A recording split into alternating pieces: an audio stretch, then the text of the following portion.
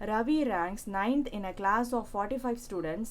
There are 18 students below Raj rank wise. How many students are there between Ravi and Raj rank wise? ரவியோட rank பார்த்தீங்கன்னா 9th rank அவர் எடுத்திருக்காரு. Raj அப்படின்றவரோட rank கீழே 18 student இருக்காங்க.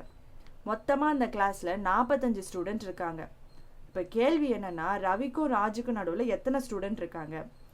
இந்த கொஷனுக்கு நீங்கள் வந்துட்டு நார்மலாக வந்துட்டு இதை சால்வ் பண்ண முடியுதான்னு பாருங்கள். இதுக்கு நம்ம எக்ஸ்ட்ராவாக எதுவும் படிக்கணும் அப்படின்லாம் எதுவுமே இல்லை. ஏதாச்சும் ஒரு ரீசனிங் வந்து படிக்கணும்னு இல்லை. நீங்கள் நார்மலாக இதை சால்வ் பண்ண முடியுதான்னு பாருங்கள். எப்போவுமே இந்த மாதிரி ரீசனிங் கொஷினை ஒரு விடுகதை மாதிரி பார்த்துட்டு உங்களால் சால்வ் பண்ண முடியுதான்னு பாருங்கள். இது நம்ம படிக்கலை, இது நமக்கு தெரியாது, இது நமக்கு வராது அப்படின்ற மைண்ட் செட், இந்த மாதிரி கொஷினை நம்ம சால்வே பண்ணலை அப்படின்ற மைண்ட் செட்டில் இதை பார்க்காதீங்க. சப்போஸ் நீங்கள் படிக்கலைனாலுமே இந்த கொஷினை சால்வ் பண்ணலாம்.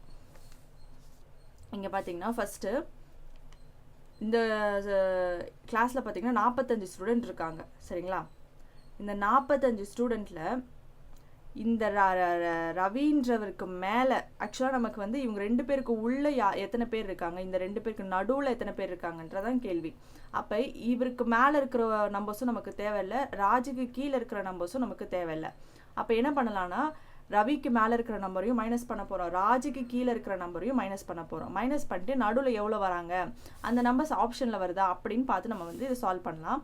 இப்போ வந்து மொத்தமாக 45 ஸ்டூடெண்ட் இருக்காங்க. Ravi 9th rank. அப்போ ரவிக்கு மேலே எத்தனை பேர் இருப்பாங்க? ஒரு 8 பேர் இருப்பாங்க. அப்போ 45லேருந்து முதல்ல 8 வந்து மைனஸ் பண்ணிடலாம். மைனஸ் பண்ணால் 37 கிடைக்கும். அடுத்து ராஜ் எடுத்துக்கலாம். ராஜு கீழே 18 பேர் இருக்காங்க. அப்போ இந்த 18 பேரையும் மைனஸ் பண்ணிடலாம். மைனஸ் பண்ணிட்டோம்னா நமக்கு 19 கிடைக்கும். 37ல் 18 போயிடுச்சுன்னா 19 கிடைக்கும். இப்போ இந்த 19 தான் வந்துட்டு இவங்க 2 பேருக்கு நடுவுலையான்னு கேட்டால் கிடையாது. நம்ம என்ன பண்ணியிருக்கோம், ராஜுக்கு மேலே இருக்கிற நம்பர்ஸை மைனஸ் பண்ணியிருக்கோம், ரவிக்கு கீழே இருக்கிற நம்பர்ஸை மைனஸ் பண்ணியிருக்கோம். ராஜும் ரவியுமே கவுண்ட்டுக்குள்ளே தான் வருவாங்க. இந்த 19 அப்படின்ற கவுண்ட் இவங்க ராஜு ரவியும் சேர்த்து தான். அப்போ இவங்க 2 பேரையும் மைனஸ் பண்ணியிருப்போம். ஏன்னா கொஷனில் இவங்க 2 பேருக்கும் நடுவில் எத்தனை பேர் தான் கேள்வி. இவங்க 2 பேரையும் நம்ம அப்போ இந்த 2 பேரையும் நம்ம சேர்க்கக்கூடாது. அப்போ 2 பேரும் மைனஸ் பண்ணோம்னா -2, இந்த 2 பேரையும் மைனஸ் பண்ணணும். ஓகேங்களா? அப்போ 2ஆல் மைனஸ் பண்ணோம் அப்படின்னா 17 கிடைக்கும். ஸோ இந்த 17ன்றது ஆப்ஷனில் இருக்கான்னு பார்த்தா yes, option B is the right answer. இப்போ இந்த கேள்விக்கு நம்ம எதுவுமே படிக்க தேவையில்லை, நார்மலாக இதை சால்வ் பண்ண முடியுதான்னு பார்க்குறோம். சால்வ் பண்ண முடியுது, அவ்வளோதான். எக்ஸ்ட்ராவாக எந்த ஒரு ஃபார்முலாவும் எதுவுமே நமக்கு தேவை கிடையாது. ரீசனிங் படிச்சிருக்கணும் இங்கே இந்த கொஷனுக்கு நெசசரி கிடையாது. சப்போஸ் ரீசனிங் படிச்சிருந்தா அது எப்படி அவங்க வந்து எப்படி வந்து இதை சால்வ் பண்ணியிருப்பாங்கன்றத சொல்கிறேன். இப்போ பார்த்தீங்கன்னா இந்த மாதிரி ஃபஸ்ட்டு ஒரு கோடு போட்டுக்கணும். போட்டுட்டு ஃபர்ஸ்ட் இந்த மாதிரி ஒரு லைன் போட்டுக்கணும். லைன் போட்டுட்டு ரவியோட ரேங்க் வந்து 9th, ஸோ அதை மார்க் பண்ணிக்கணும். அதுக்கப்புறம் ராஜோட ரேங்க் என்னன்னு தெரியாது, பட் ராஜு கீழே 18 இருக்காங்க. இது வந்து கொஷனில் கொடுத்தது.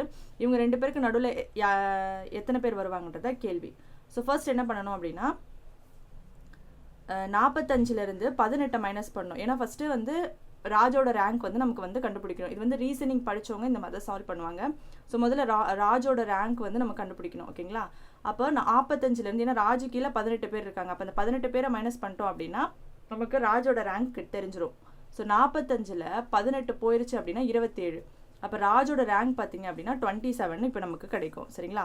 இப்போது 2 நம்பர் கிடச்சிருக்கு, 9, 27. இப்போ இந்த 9, 27க்கு நடுவில் எத்தனை பேர் இருக்காங்க அப்படின்னு கேட்டாங்கன்னா என்ன பண்ணுவாங்கன்னா 27லேருந்து 9 மைனஸ் பண்ணிட்டு ஒரு நம்பரை வந்து மைனஸ் பண்ணணும். ஸோ 27 - 9 -1. ஸோ 27ல் 9 போச்சுன்னா 18, -1 பண்ணோன்னா 17. ஓகேங்களா? ஸோ இது வந்து ரீசனிங் தெரிஞ்சவங்க இந்த மாதிரி தான் சால்வ், அதாவது இந்த சம்முக்கு வந்து இதுதான் மெத்தட். ஓகேங்களா? ரீசனிங்கில் இதுதான் மெத்தட். ஃபஸ்ட்டு என்ன பண்ணுவாங்க அப்படின்னா ராஜோட ரேங்க் கண்டுபிடிக்கணும். அதுக்கு 18ஆல் மைனஸ் பண்ணணும். ஏன்னா ராஜு கீழே 18 பேர் இருக்காங்க. ஸோ ராஜோட ரேங்க் கண்டுபிடிச்சாச்சு 27. இப்போ 2 நம்பர் இருக்குது. இந்த 2 நம்பருக்கு நடுவில் எத்தனை நம்பர்ஸ் வரும் அது வந்து பார்த்தீங்க அப்படின்னா 27 - 9 -1. ஃபஸ்ட்டு 27யும் 9ம் மைனஸ் பண்ணிக்கணும். அதுக்கப்புறம் ஒரு நம்பரை மைனஸ் பண்ணோன்னா நமக்கு இவங்க 2 பேருக்கும் நடுவில் 17 பேர் இருப்பாங்கன்றதை நம்ம கண்டுபிடிச்சிடுவோம். சரிங்களா? Option B is the right answer.